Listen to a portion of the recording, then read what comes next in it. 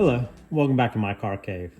Today I've got two McLaren F1 GTRs from the 1995 BPR and Le Mans series. These are Solido models. They're a lower end or a more affordable brand. So I'm excited to check them out, and let's go ahead and get them out of the box and we'll take a closer look. Okay, now that we've got the models out of the box, let's go ahead and briefly talk about the race history. These two cars were featured in the BPR Global GT Series. This was a series that was formed in 1994, but it was really 1995 that all the brand names like Jaguar, McLaren, Ferrari, and Porsche all ran together. So this series was formed by three gentlemen named Jürgen Barth, Patrick Peter, and Stefan Rattel. Their last names, Barth, Peter, and Rattel, are what make up the BPR of the BPR Global GT Series name.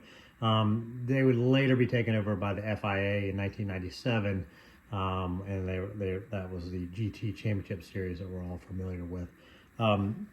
McLaren made roughly 9 cars, I think, for each season. The white car is chassis number 3. It was owned by a German businessman named Thomas Becher. They ran under the David Price Racing team using the West Tobacco logo there. The drivers were Thomas Becher and John Nielsen. The two of them would take 2 overall wins and accumulate enough points by finishing consistently and secure themselves the driver's title for that year. They did not finish Le Mans in 1995, but they did come back in 1996 and finished 4th overall with this car. The second car, the blue car, is chassis number 7. This was owned by a French, French millionaire named Paul Picard. This was the GTR or GRT Garreau Racing Team. Drivers Fabien Garreau, Oliver Gouliard, and JD Delatraz were the drivers for Le Mans, and Garreau and Gouliard were the drivers for the VPR series. They would go ahead and finish 5th at Le Mans in 1995. The car was then sold at the end of the season to another gentleman who ultimately did not race it in the 1996 season. GRT bought a revised or updated 1996 McLaren, which they raced in an orange and black livery. And surprisingly, this car was converted to a street car in 2000 by McLaren Customer Care. Ran for a while in the McLaren orange and black, more in deference to the 96 car. But this actual chassis was the chassis from 1995, and it's street legal and it drives on the street. If you go onto YouTube, you'll find several videos of it. So pretty cool that is one of these cars that Race Le Mans is running around on the street. I think there are a couple that were converted by McLaren. So let's go ahead and talk about the quality of the models next. Okay, so let's talk a little bit about the details and the quality of the models. Like I said, Solido is a budget-friendly model maker. I've bought some of their cars before. They make street cars. Occasionally they make some F1, and then they make some tin top and endurance type cars like this. So McLaren F1 GTR is one of my favorite sports cars of all time. So I was excited to see some new liveries come out, and super shocked that this actually has the West Tobacco logoing on it. Back in the days when UT made this, would have had East on here, or West FM, or Alt Sport, or some other variation from a non-tobacco race.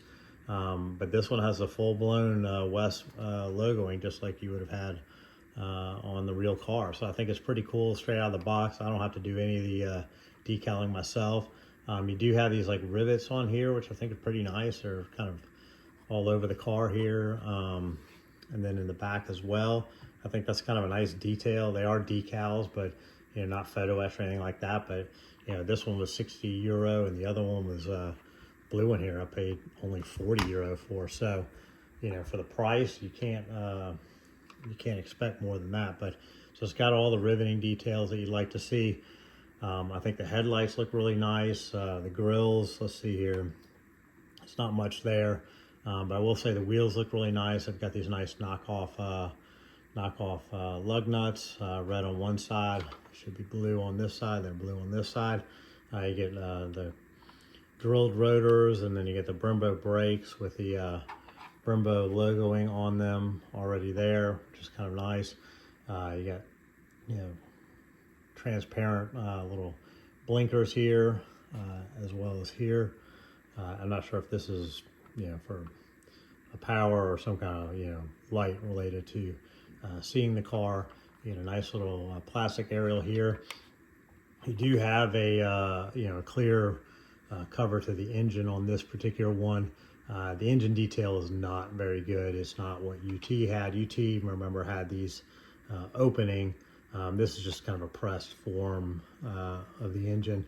Not a lot of paint going on in there. You do have the McLaren logo and stripes on the valve covers, but other than that, it's pretty devoid of any kind of real detail. And like I said, this doesn't open up. Interestingly, you can see the exhaust pipes down there, so I guess they do have exhaust running down through here and out. And this would have been mesh, I guess, to release heat, and so I guess they did some kind of, looks black at first glance, but under the light you can actually see down in there. So that's a nice little detail. Interestingly enough, these cars have treads on the tire. I'm not sure if that's what if they're actually racing it that way. I mean, the UT ones all have slicks, and they do. The front and rear wheels do spin. These don't spin as freely as the rears. They do turn left and right, which is kind of rare on most of my models these days. There's no spinning of any kind. And then the door is open on here, so it's a center drive, so I'm not sure whether this is the driver's side or the passenger side, but we'll go ahead and say that's the passenger side. And then, this one's the driver's side. You got a lot of detail in there. You got the stick shift, the center drive, the steering wheel. It looks really, pretty nice. Like I said, I mean, this is a low budget model. I think it, for the price you're getting, it's done really well. There are some inaccuracies at LeMans. They did not run these air outlets over the wheels, or these gills here. They had two knockaducts either side of this. I think the battery might have been in here, of this little front bonnet. So those are that's not accurate. My guess is they're just using a mold. I often wonder, I think I bring it up a lot on these videos for these more budget-friendly models like Work 83 and Solido, No Rev. I wonder if they're purchasing, say, a UT mold from back in the day.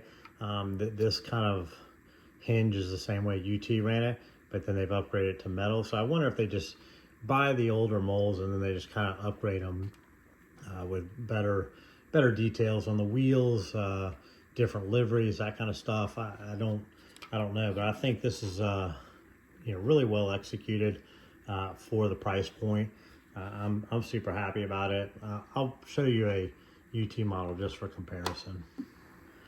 Okay, so let's look at a UT version. So, like I said earlier, they sold the chassis number 7 at the end of the season, and they purchased a new one, which they ran in 1996. So McLaren made 9 new ones for the 96 season. They were upgraded, and then people who kept the 95 version could spend another 200,000 euro to modify theirs to bring it up to the 1996 specs. So anyways, this is the same team, so therefore you see a lot of the same sponsorship, same drivers, Fabien Guerrero, JD Delatraz, and then Mr. Sala here, was M. Sala here.